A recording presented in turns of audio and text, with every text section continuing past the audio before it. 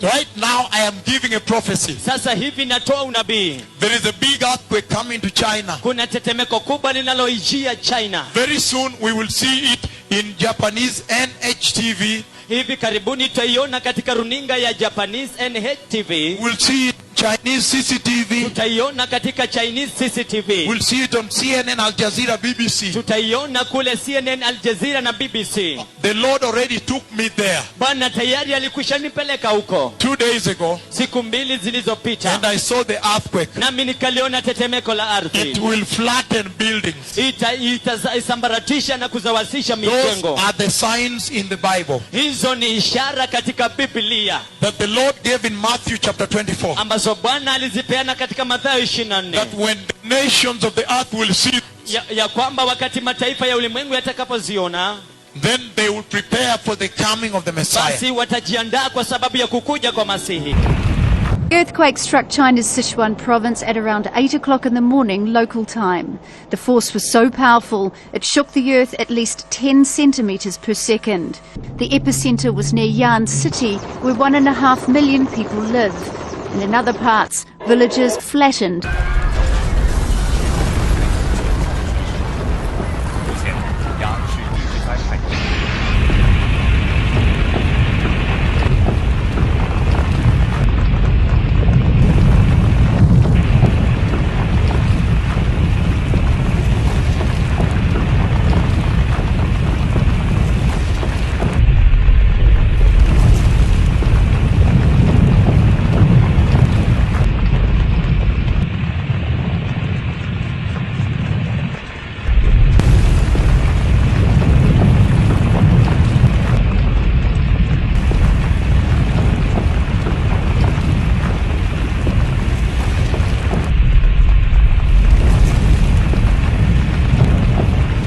It will flatten buildings. Itasambaratisha na kuzawasisha. Villages flattened. A powerful earthquake has killed more than 150 people and injured several thousand in China's rural southwest. The 6.6 magnitude tremor sent people fleeing for buildings across Sichuan province. Villages close to the epicenter in Lushan County were left in ruins.